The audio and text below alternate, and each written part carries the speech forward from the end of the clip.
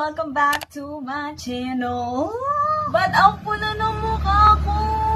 So, for this week's video, gagawin ko na aking foundation routine kasi I feel like base makeup ko ay parang nagiging repetitive na sa mga videos ko and I feel like I just have to make a dedicated video to that para hindi pa ulit-ulit kasi time-consuming din yon sa mga makeup videos ko. So, yan. So, without further ado, let's start with the video.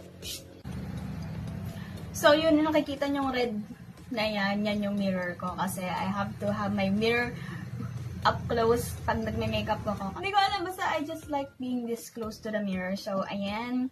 I already did my eyebrows. Ginamit ko yung CARELINE Best Brow Liner. By the way, ang ganda ng brow liner na yon. Sobrang ganda niya and super cheap niya. And then, I carved my eyebrows out with the MAYBELLINE Master Conceal in the shade Medium. And, ayan. And I do my eyebrows before anything on my face kasi I feel like it adheres to the skin better rather than like putting it on top of foundation. Feeling ko dumudulas-dulas and kapangat na ng shape pagka nagpa-foundation na ako and then kilay on top. That's a no-no for me. So, for primer, I use the Maybelline Baby Skin Pore Eraser. And I've been meaning to get a new primer. Yung mas high-end. Gusto kong bilhin yung Fenty Beauty. Kasi sabi nila maganda yun sa mga oily tapos malalaki ang pore. Eh ako, sobrang laki na pores ko dito. And I want to get a pore minimizing product then soon. Yung COSRX, gusto kong bilhin yun para lumit naman yung pores ko kahit papaano. So, I'll just take that on my fingers and avoid the nose. And just apply it on the cheeks, on the forehead, and the chin. And lately, I've been using these two. Yung Maybelline Superstay 24-hour full coverage na foundation and the L'Oreal Infallible Total Cover. And ganda ng dalawang to. Mura siya and full coverage. Full coverage tong dalawang to and nagtatagal din siya. So, I really like this. Pagkakuan, parang pinagsiswitch up ko lang tong dalawang to. Pero for this video, I'm using the Superstay. And I just don't like white packaging in general talaga. Ang messy niya nagiging madumi na siya agad.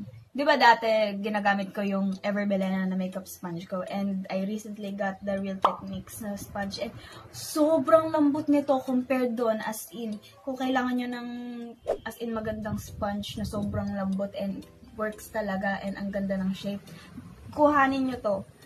Nag-advertise naman na si ate. Kasi I feel like mas worth it siya kaysa dun sa MAYBELLINE. No shade. Pero yun nga. So, i-lay down ko lang muna dyan.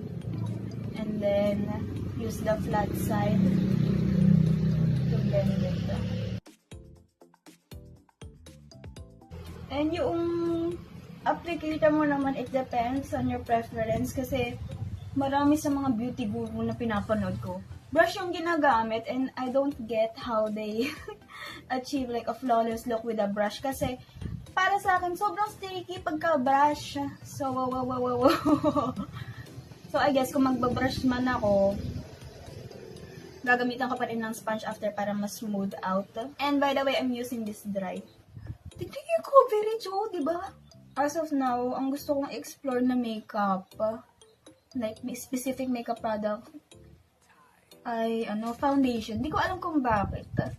Parang, kasi ang interesting niya para sa akin, kung may nagagawa ba talaga yung price ng foundation sa performance niya.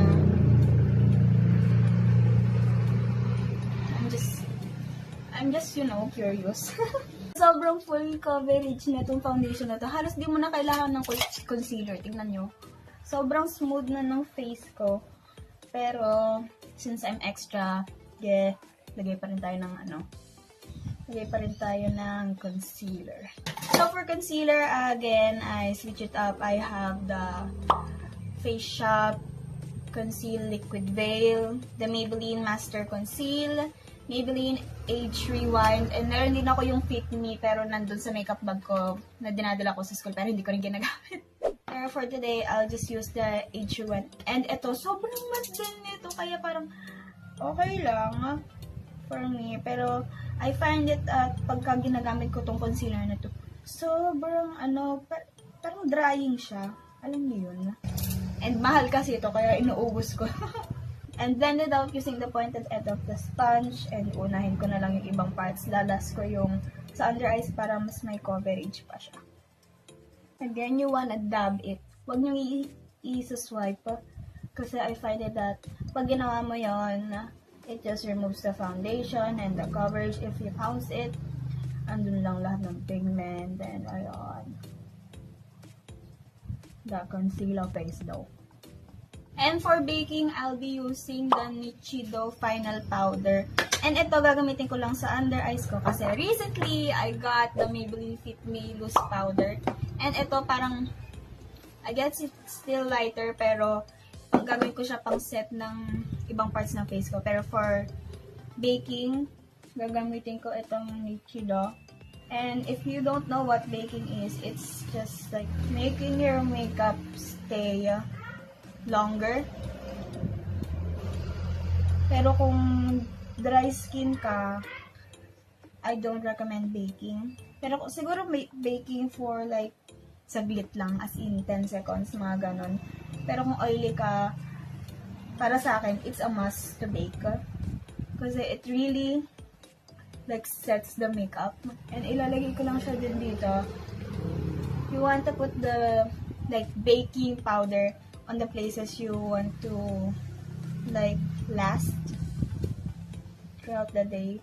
So for me, that's the under eyes, the nose of course, and then places you want to highlight as well.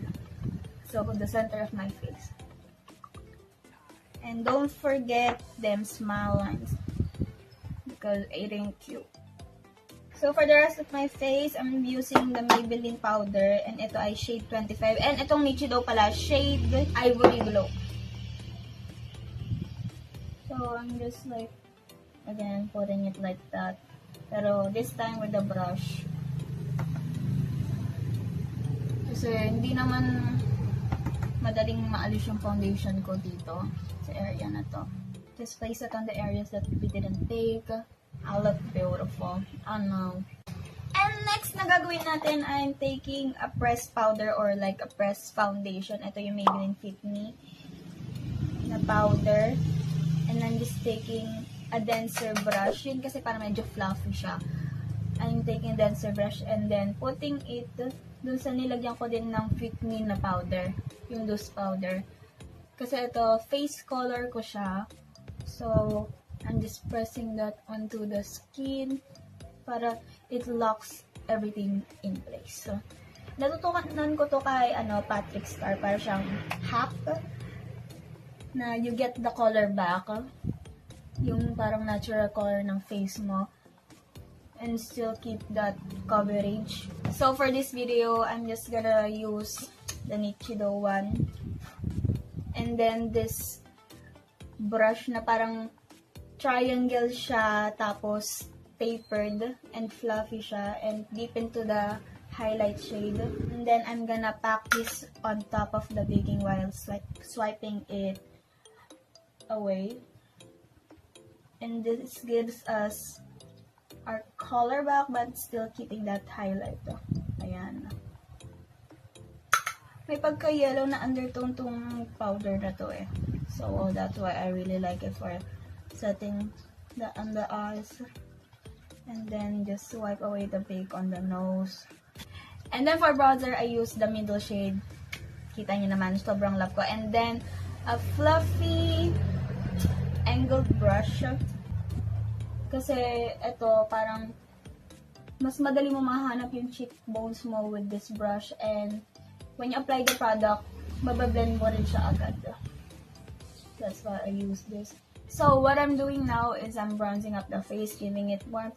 And what this does is, parang it makes it easier to contour.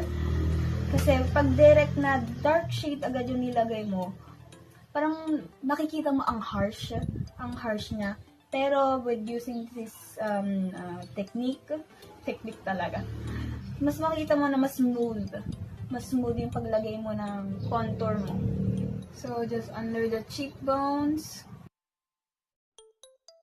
the temple, Yes, baby hair, hi. And then the forehead. Ano ba, baby hair? For the actual contour, I'm gonna use the darkest shade naman. And this, parang siyang malaking fan brush. Manipis din siya, so it helps make that yung, as in, the line. And it helps blend it out easier as well. Pero again, sarili-sarili preference na yan, kung ano gusto mong gamitin brush, what works for you, ganon. Kasi for me, this works, and it makes the job a lot easier for me. Mag-blend ko, ano ba? And as you can see sa palette naman ng MOIRA, meron siyang cool tone, meron siyang warm tone, tapos meron siya yung dark. Na parang meron din dito, pero ang wala yung cool tone. Kaya I use this, kasi andito na yung bronzer contour sa face and contour sa nose. But if I don't use that, I use the BYS Matte On-The-Go palette, and gumagamit ako ng ganitong brush. Parang siyang flat na talagang really angled na brush. And I take the shade Fearless, which is this ashy cool tone na brown. And I use this to contour my nose. Yeah. Kasi look, when I do that, nakukuha na agad yung shape. Kaya I really like doing it with this brush. And pag sa nose, ang ma-advise ko, ang pang-contour nyo ay dapat cool tone. Kasi it'll look less harsh. And I just take a fluffy brush and blend the harsh lines out. And medyo i-take in ko na din yung color dito para siyang may natural na shadow. And then I bake the sides of my nose using the NICHIDO final powder. And by doing this, it's snatching it even more. Dito mo mariredeem yung pagkabagpon na paglagay mo ng contour. Might as well just bake the under part of the tip. Yay! I usually do this with a sponge, but I think this is better, actually. So, di muna ako maglalagay ng blush kasi I don't know what look I'm going for yet. Siyempre, depende na yun sa look kung ano kulay ng blush mo. But, for highlight, I'm using the BYS Highlight Palette, and the colors that I mix together often are these two, the golden and gleam na shade. Yung gleam kasi, may pagka-pink yung undertone niya. May pagka-red. Kaya, I don't use it on its own sa face ko. And yung golden, yan, parang sobrang yellow naman niya. Kaya I mix those two together. So, I'll be taking a fan brush. So, I just mix those two and apply that on the cheekbones. Tingnan nyo to, tingnan nyo to.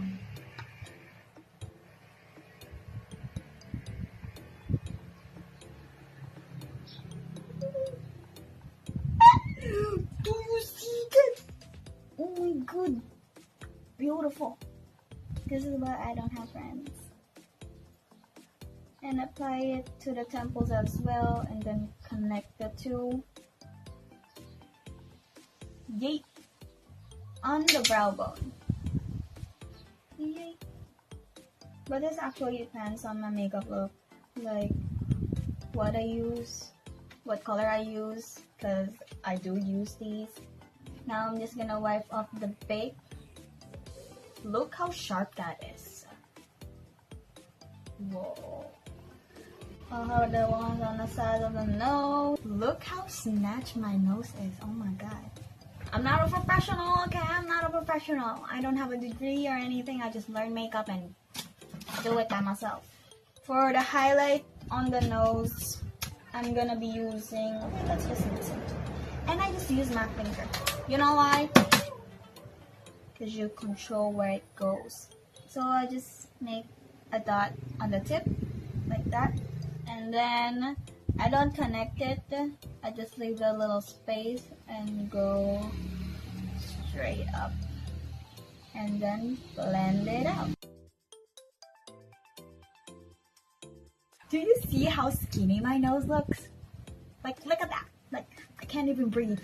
I'm not gonna waste my Milani spray, so I'm just gonna use the Nature Republic Aloe Vera Mist just to let those powders sink into the skin and then fan it. And I'm gonna do the rest of my makeup and I'll be right back. So this is the finished makeup look. Look at that highlight. Look at that glow. Yeah. So makikita nyo sa dalawang videos ko, consecutive videos na ganito yung itsura ko kasi I filmed 2 videos. Yeah. Nakita nyo, inopen pa yung drawer ko dun. So I will be listing all of the products that I use on my face in the description box, excluding the rest na hindi ko pinakita. So that is it for this video. Make sure to give it a big thumbs up if you enjoyed it. If you liked it, give it a big thumbs up. Look at that hand. Beautiful. And also subscribe to my channel. And also click the notification bell so you can be notified every time I upload a new video. Yeah. So that is it. I love you guys. Heart, and yeah.